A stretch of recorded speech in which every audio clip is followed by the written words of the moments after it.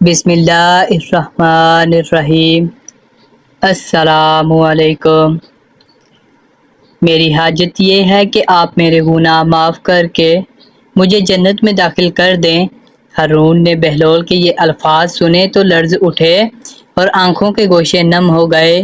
بہلول کے جس کی دنائی کے چرچے ہر زبان زد عام ہو چکے تھے، اور اب تو بات یہاں تک پہنچ چکی تھی کہ ہارون بھی اگر کہیں جاتا یا دربار میں موجود ہوتا تو بہلول کو اپنے ساتھ رکھنے پر اکتفا کرتا، کیونکہ اس کو معلوم ہو چکا تھا کہ بہلول سا دانشمند اس کے درباریوں اور حواریوں میں سے کوئی نہیں۔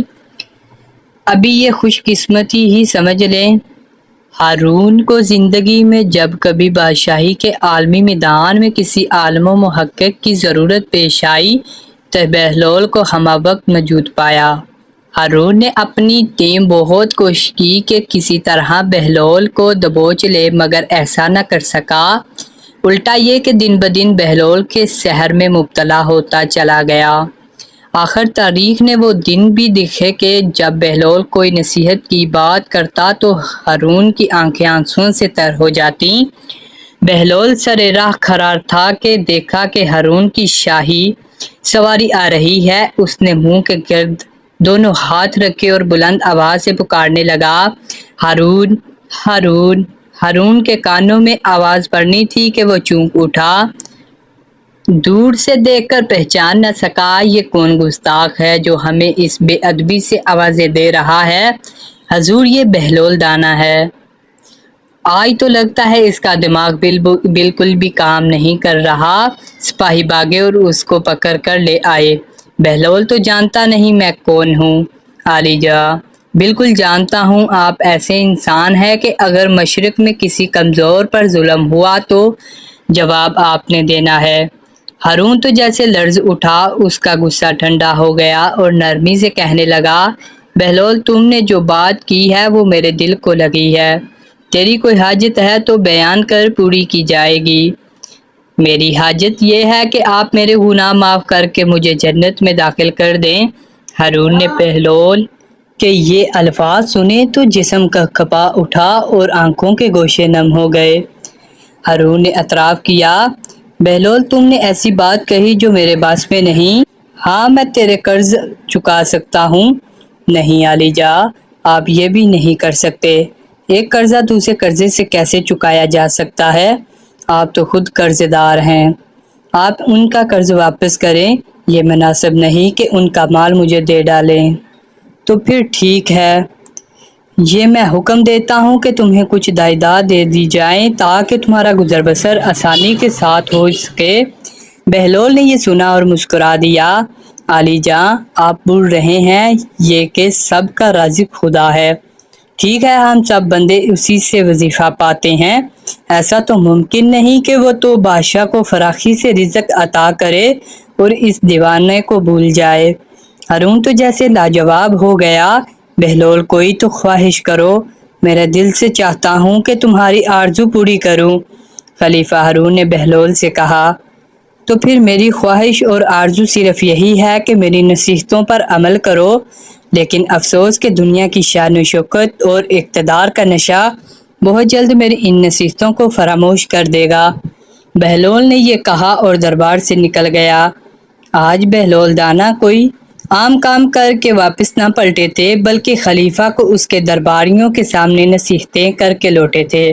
اور یہی طریقہ رہا ہے ازل سے کہ اللہ والے ظالم کے ظلم اور جابر کے جبر سے گھبرایا نہیں کرتے، بلکہ حق بات کہہ کر ہی رہتے ہیں، پھر چاہے ان کی خال ہی کیوں نہ ادھیر دی جائے۔ کیا خوب کسی شاعر نے کہا، میرا تاریخ امیری نہیں فقیری ہے، خود ہی نہ بیچ غریبی میں نام پیدا کر۔ بہلول جب اپنے ویران کھنڈر میں واپس لوٹا تو دیکھا کہ وہاں کسی اجنبی شخص کے پاؤں کے نشان ہیں۔ بہلول نے فوراً ایک خاص جگہ دیکھا جہاں اس نے اپنی جمع پونجی کے سکے دبائے ہوئے تھے، وہ غائب تھے، یقیناً کوئی چرا کے لے گیا تھا۔ بہلول اٹھا اور نزدیک موچی کی دکان پر جا رکا، بڑی خوش طبعی سے اسے سلام کیا اور بیٹھ گیا۔ میں ایک کام سے آیا ہوں تمہارے پاس، بہلول نے موچی کے پوچھنے پر جواب دیا۔ مجھے تم بھلے انسان معلوم ہوتے ہو، مجھ جیسے دیوانے کے ساتھ بھی خوش اسلوبی کے ساتھ پیش آتے ہو۔ تم مجھے مشورہ دو، موچی نے کہا۔ بتاؤ کیا خدمت کر سکتا ہوں آپ کی؟ بہلول نے کہا کہ تم تو جانتے ہو میں ویرانوں اور کھنڈروں میں رہتا ہوں، تو اپنے برے وقت کے لیے کچھ رقم بچا کر زمین میں دفن کر دیتا ہوں۔ تم مجھے حساب لگا کر بتا دیتے ہو کہ رقم کتنی ہوگی۔ شہر کے مشرقی حصے میں ایک کھنڈر ہے، وہاں کوئی 100 سکے ہیں۔ قبرستان میں ایک جگہ تقریباً 250 سکے ہوں گے، اور ایک مکان کے صحن میں تو پورے 500 ہیں۔ اسی طرح نہر کے کنارے 50 سکے دفن ہیں، تو یہ کل ملا کر کتنے بنتے ہیں؟ اگر سکے سونے کے ہوئے تو یہ کل ملا کر 2000 مالیت کے قریب بن جائیں گے۔ اچھا، بہلول نے حیرت سے کہا، یار میں چاہتا ہوں کہ ان سب کو ملا کر ایک ہی جگہ دفن کر دوں۔ یہ والا کھنڈر ہے بھی محفوظ اور لوگوں کی آمد و رفت بھی کم ہے۔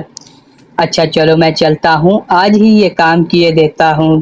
بہلول یہ کہہ کر نکل گیا۔ موچی نے سوچا کیوں نہ بہلول کے جو سکے اس نے چرائے ہیں وہ واپس رکھ دے، اور جب وہ باقی سکے بھی لا کر اس جگہ دفن کرے تو پھر موقع دیکھ کر سبھی نکال لوں۔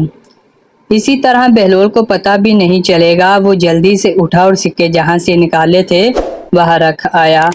بہلول شام کو اپنے کھنڈر میں پہنچا، وہاں سے سکے نکالے، اپنا سامان اٹھایا اور کسی دوسری جگہ کی تلاش میں نکل پڑا۔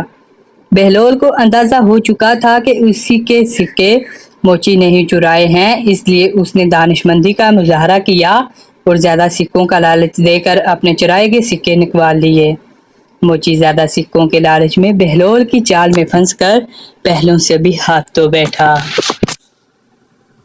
تو ملتے ہیں مزید اس طرح کی اور ویڈیو کے ساتھ، اس وقت تک کے لیے اللہ حافظ، اللہ حافظ۔